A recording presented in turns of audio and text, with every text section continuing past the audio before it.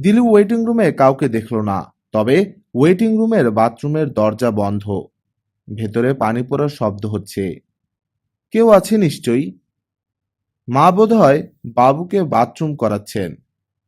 দিলু ডাকলো, বাথরুমে কে?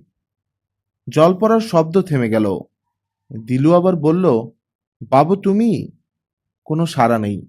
তার মানে মা। মা একমাত্র ব্যক্তি যিনি বাথরুম থেকে কথা বলবেন না। দিলু যদি বলে, মা, গায়ে মাখার সাবানটা আছে? মা জবাব দেবেন না।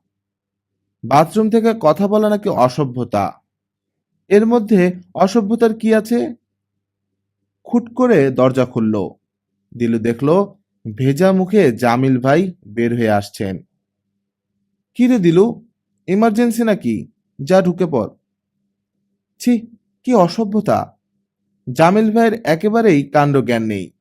মেয়েদেরকেও বাথরুমে যাবার কথা ওভাবে বলে নাকি?